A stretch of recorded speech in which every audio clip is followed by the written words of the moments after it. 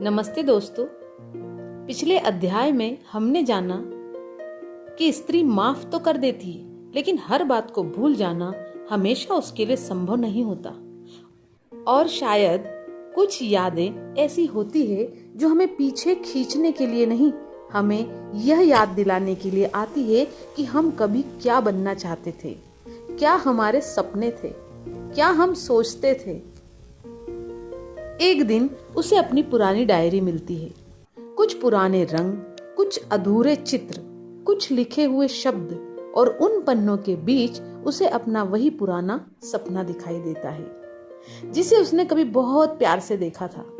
वह कुछ पल चुप रहती है और मन ही मन पूछती है, मैंने अपने उस सपने को कब छोड़ दिया, पता ही नहीं चला। शायद सपना कभी मरा ही नहीं था, बस जिम्मेदारियों की भीड़ में उसकी आवाज दब गई थी। तो आइए आज सुनते हैं स्त्री की खामोशी का 11वां अध्याय। कभी कभी जिंदगी हमें बहुत दूर ले जाती है, लेकिन इसका मतलब यह नहीं कि लौटने के सारे रास्ते बंद हो गए।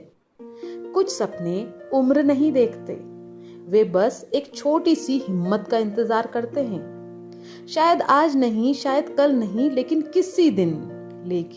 किसी दिन वह फिर पुरानी अपनी डायरी खोलेगी, फिर हाथ में रंग उठाएगी, फिर कोई गीत गुनगुनाएगी, फिर कोई ऐसी किताब पढ़ेगी, पहली बार अपने लिए कहेगी, अब मेरी बारी है। क्योंकि कभी उसने भी सोचा था कि उसकी जिंदगी सिर्फ दूसरों की जरूरतों के इर्द गिर्द नहीं होगी। वह भी कुछ सीखेगी, कुछ बनाएगी, किसी मंच पर खड़ी होकर अपनी पहचान बताएगी, अपने मन की कोई अधूरी किताब को पूरी करेगी। किसी शाम को बिना किसी जल्दी के बैठकर अपनी पसंद का गाना सुनेगी। लेकिन फिर जिंदगी ने उसे एक एक करके नई जिम्मेदारियां दे दी, और उसने भी हर जिम्मेदारी को अपने सपनों से पहले रख दिया। कभी माँ बनकर, कभी बेटी बनकर, कभी पत्नी बनकर, कभी बहू बनकर वह हर भूमिका में पूरी उतरने की कोशिश करती रही। और इसी कोशिश में कहीं एक लड़की पीछे छूट गई। वही लड़की जिसकी आंखों में भी कभी बहुत सारे सपने हुआ करते थे। लेकिन सपने भी ना अजीब होते हैं। उन्हें जितना दबाओ वे उतने ही खामोशी के साथ चुपचाप दिल में जिंदा रहते हैं। कभी किसी पुराने गीत में, कभी किसी किताब के पन्ने में, कभी किसी बच्चे की चित्रकारी देखकर, और कभी अलमारी में रखी अपनी पुरानी डायरी में। और उस दिन जब उसने अपनी पुरानी डायरी खोली तो उसे सिर्फ पुराने शब्द नहीं मिले, उसे अपना पुराना मैं मिल गया। कुछ पल के लिए उसने सोचा, क्या मैं फिर से वही बन सकती हूँ? फिर खुद ही मुस्कुरा दी, क्योंकि शायद उसे वही पुरानी लड़की बनने की जरूरत नहीं थी। उसे तो बस अपने भीतर बची उस लड़की को फिर से जीने का मौका देना था। शायद यही शुरुआत है अपने सपनों की ओर लौटने की। बहुत देर हो सकती है, लेकिन देर होना और खत्म हो जाना दो अलग अलग बातें हैं। इसलिए देर हो जाए चलेगा, लेकिन खत्म नहीं होना चाहिए।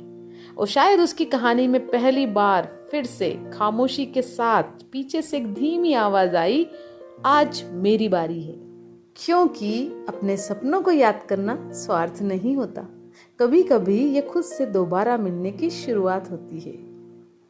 आप सुन रहे हैं स्त्री की खामोशी, केवल YouTube चैनल जिद कर जीने की। अगले अध्याय में हम देखेंगे, क्या इतने वर्षों बाद वह सच में अपने सपनों की ओर लौट पाएगी, या फिर लोगों की बातें और जिम्मेदारियां एक बार फिर उसे रोक देंगी। तो बने रहिए हमारे साथ। अगले अध्याय में क्या अपने लिए सोचना स्वार्थ है? क्योंकि हर खामोशी के पीछे एक कहानी होती है। यदि आपको ये वीडियो पसंद आया है तो इसे लाइक करें, शेयर करें और सब्सक्राइब करें। मेरे सभी सब्सक्राइबर्स को दिल से धन्यवाद।